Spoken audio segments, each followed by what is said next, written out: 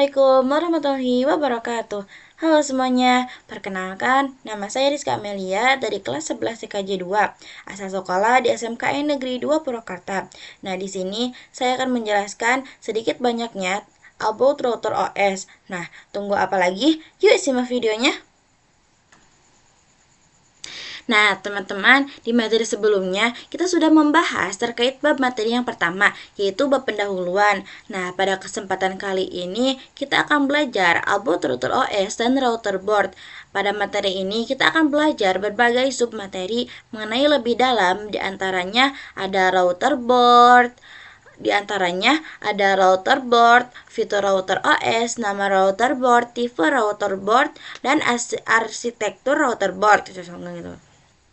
Nah, teman-teman udah paham ya terkait Microtik OS itu berarti dia mengarah ke software. Jadi, pada pembahasan sebelumnya, kalau Microtik itu terbagi dua, yaitu software dan hardware. Nah, kalau hardware itu biasa dikenal sebagai router board atau software biasa dikenal dengan router OS. Jadi, jangan sampai ketukar ya teman-teman.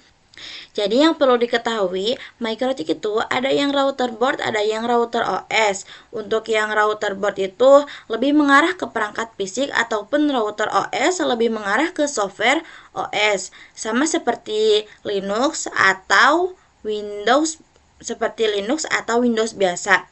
Ia bisa diinstal di PC, server, dan lain-lain. Nah, router OS dengan standar berbasis Linux yaitu v3.3.5 kernel.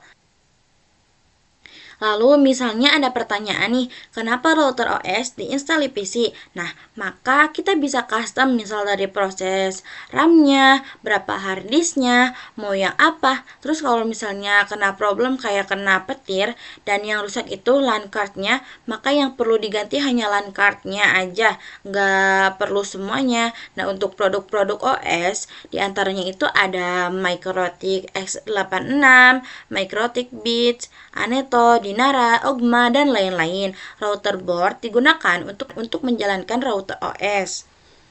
Nah, selanjutnya di sini ada fitur router OS. Nah, untuk yang pertama di sini ada support wireless network. Yang kedua ada routing. Yang ketiga ada firewall dan NAT. Yang keempat ada QS atau bandwidth management. Yang kelima ada point-to-point tunneling. Yang keenam ada manajemen, dan yang terakhir ada tools, bandwidth, dan lain-lain. Nah, selanjutnya di sini ada wireless dan network. Jadi, wireless itu sudah ditanam pada Microtik saat ini. Nah, wirelessnya ada yang diperuntukkan untuk indoor ataupun outdoor. Nah, standar supportnya ada A, B, G, N, dan IC. Nah, untuk indoor itu ada cap wireless, untuk outdoornya ada PTP, point to point, dan PTPM, point to multi point. Nah, untuk contoh perangkat di PTP itu ada SXTSQ, IG, IC. Nah, selanjutnya untuk contoh perangkat PTM itu ada mainbox. Nah, selanjutnya di sini ada routing. Jadi, fitur routing itu ada dua bagian. Yang pertama itu ada static routing, dan yang kedua ada dynamic routing. Nah, jadi static routing itu adalah metode di mana administrator jaringan secara manual menentukan jalur atau rute yang harus diambil paket data untuk mencapai tujuannya. Jadi, rute ini dimasukkan ke dalam tabel routing router dan tidak akan berubah kecuali jika diubah secara manual oleh administratornya itu. Keuntungannya itu lebih sederhana dan aman karena dikontrol secara manual. Nah, untuk router dinamis itu memungkinkan router secara otomatis bertukar informasi secara router dengan router lain di dalam jaringan. Jadi, router itu menggunakan protokol routing, misalnya RIP dan lain-lain, untuk mempelajari rute ke jaringan lain dan menggunakannya dalam tabel routing mereka. Keuntungannya adalah lebih fleksibel dan adaptif terhadap perubahan jaringan, namun lebih kompleks dan membutuhkan lebih banyak sumber daya. Selanjutnya di sini ada router board name. Jadi pengkategorian nama pada perangkat router board mikrotik berdasarkan 3 kategori, yaitu tiga symbol name. Jadi RB itu router board. Nah, untuk yang 7-nya itu sebagai seri atau kelas router. Untuk yang 5-nya adalah sebagai jumlah port Ethernet. Untuk satunya yaitu jumlah slot mini PC atau wireless.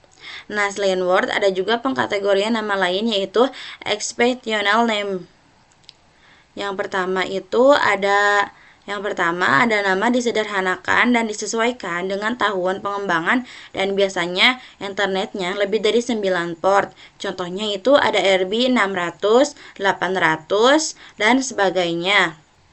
Nah, selanjutnya di sini ada type router board. Nah, jadi RB itu adalah router board yang seperti aku jelasin tadi. Untuk 9-nya itu 900 series, yang 5-nya itu Ethernet, dan yang 2-nya itu wireless. Untuk UI itu fitur board. Dan selanjutnya di sini ada fitur wireless. Di sini ada casingnya. Nah, untuk kode lainnya yang ada pada router board itu contohnya ini ya teman-teman, tinggal kalian baca aja. Nah, selanjutnya di sini ada arsitektur router board. Nah, jadi arsitektur router board itu dibedakan berdasarkan jenis dan kinerja prosesor. Nah, untuk software atau OS untuk setiap arsitektur berbeda. Nah, untuk teman-teman yang mau melihat arsitektur mikrotik lebih lengkap bisa kunjungi di website ini ya teman-teman. Sekian penjelasan about router OS yang bisa aku sampaikan. Kurang lebihnya mohon dimaafkan. Wassalamualaikum warahmatullahi wabarakatuh. Bye-bye.